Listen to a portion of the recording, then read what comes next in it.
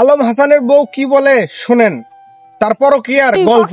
গেছি, যাওয়ার পরে ও বলছে, আমি বলছি এর আগে তুমি কতবার একটা ভিডিও করা দোষ নাই, কতবার এসেছো?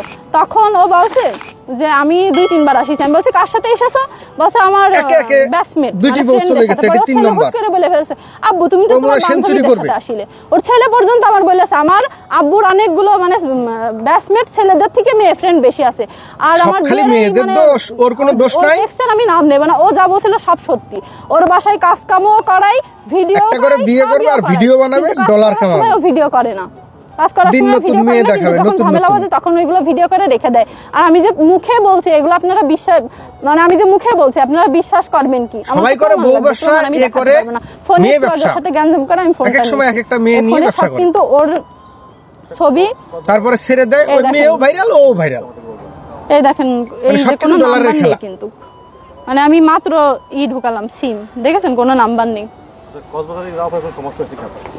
দেওয়ার পরিকল্পনা হলো কি আমি জানি না, কিন্তু ও বিয়ে 3 দিন পরের থেকে ঝামেলা ও ভিডিওতে দেখাই, কিন্তু ও কিন্তু যত ঝামেলাই হোক ওর ভিডিও যে মেক এগুলো কিন্তু ছাড়া অফ করিনি, ও কিন্তু ভিডিও কন্টিনিউয়াসলি ছেড়ে দিয়েছে। আর বিয়ের পরে ভিউগুলো দেখবেন, বিয়ের আগে ভিউগুলো দেখবেন যে আসলে ও কি বউ ব্যবসায়িক নাকি ও একা একাই ভাইরাল হয়েছে। কিন্তু মানে আগের প্রথম যে ভাইরালটা হলো, কিন্তু ওই যে পুলিশ মহিলা পুলিশ যার বিয়ে করছিল না তার দিয়ে কিন্তু ওর ভাইরালটা হয়, তার মানে যে পিছন ব্যাক সাইড দিয়ে ওর ভাইরালটা কিন্তু হয়, না হলে ও কিন্তু একাকিত্বভাবে কোনো ভাইরাল হয়নি। ও কিন্তু এক একটা মেয়ের বিয়ে করে, তাদের সাথে ভাইরাল হয়, আবার ওই বউ ছেড়ে দেয়।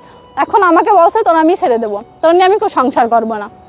আপনার সাথে কন্টাক্ট ছিল কিনা যে সে বিয়ের পরে ভিডিও করে ইনকাম করবে আপনাকে? না না, আমার সাথে এরকম কোনো কন্টাক্ট ছিল না। আমি প্রথমে যখন বিয়ে হয় 3-4 দিন পরে আমি বলছিলাম বিয়ের ভিডিওটা ছাড়া আর কোনো ভিডিও আমি করব না, যাতে আসলে ওর যে এক্স ও আসতে চাইছিল ওর কাছে, তো আমি ওইটা সাক্ষী, ফোন দিছিল, আমি দেখছিলাম ফোন দিছিল, তো এই কারণে আমি ভাবছিলাম যে আমাকে যেহেতু বিয়ে হয়ে গেছে ও যাতে আর ডিস্টার্ব না করে, এই কারণে ভিডিওটা ছাড়া। তারপরে ও কন্টিনিউয়াসলি ভিডিও করে, মানে বাথরুমে তো শুরু করে যেখানে যাই সব ভিডিও করে রাখে। এবং আমার ফোনে ওই যে ভিডিও আছে, কক্সবাজারে গেছি 4 দিনের জন্য, আপনি দেখেন এই যে মানে 6 বছরের ভিডিও করা শেষ। ওই 6 বছর আর একটা বউ না থাকলে আর সমস্যা নেই।